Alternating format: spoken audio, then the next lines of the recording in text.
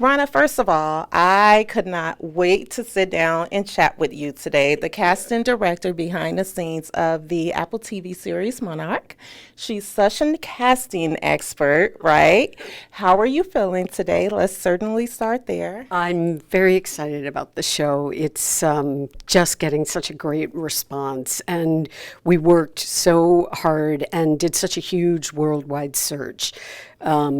For almost 5 months. It was great that Apple and Legendary gave us that time to really, take the time and try to find the best actors for this series. Yeah, listen, before I even asked my first question, you answered it because I certainly wanted to know all about this casting process in the time frame. So 5 months in the making. 5 months in the making. We had a fantastic casting director that I've worked with in Tokyo. We looked in Tokyo, but then we just looked all over the world.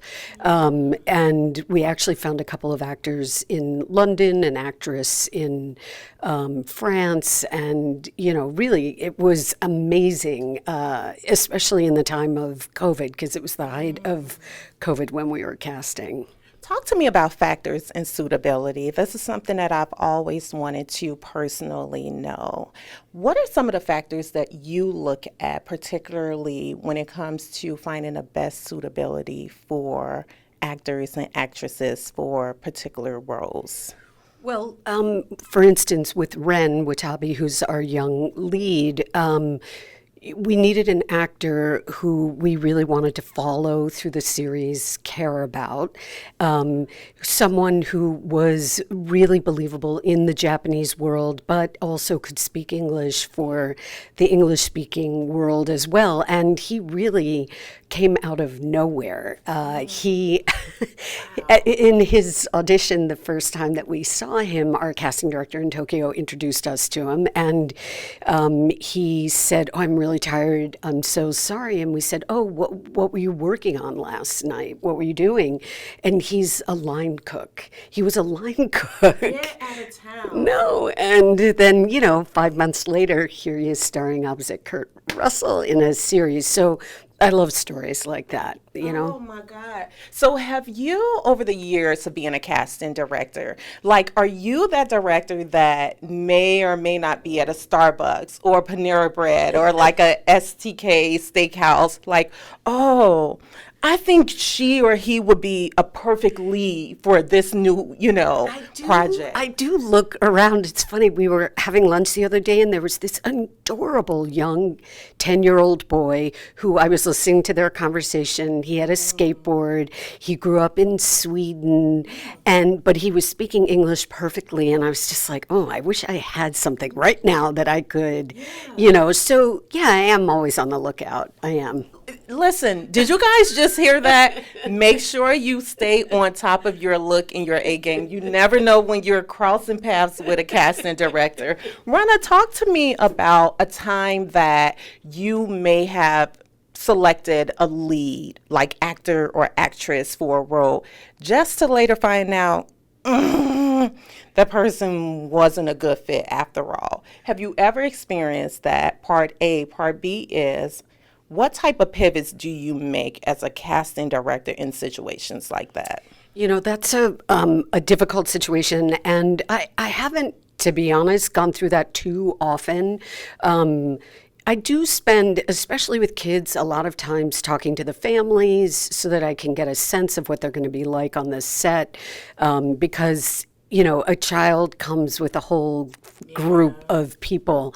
But you do spend a lot of time it's a process, and so you're not just seeing somebody once and then just letting them off into the world of being the lead on something. You really work with them, then they'll work with the director, maybe you'll do a screen test. So you want to give yourself enough opportunity to avoid any mistakes in that regard. Yeah. I would love to also hear about a time that working cross-functionally with team members, production, cinematographers, sound designers, editors, so on and so forth, a time that you may not have been on the same page, when it comes to a particular person that you have casted for a role. How do you guys find a healthy medium? Well, usually my relationship is specifically early on, and so I'm really with the director and the producers.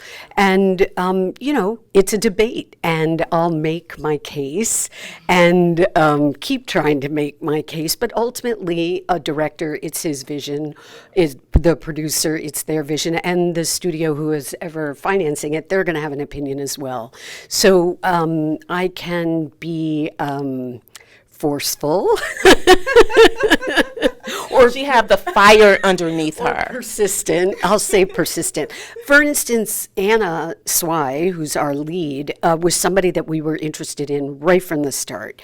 But she was a series regular on another series, and that was really complicated. So we went through our casting process, but we always had an eye on her, and we were able to sort of wind our way back and get her, which was, a lot of determination, but everyone sort of understood at the end of the day she was really the perfect choice for the series. I love that. Before I let you go, Godzilla or King Kong? As a child, which were you most afraid of? Who had you putting their head underneath the pillow? Tell me. Godzilla.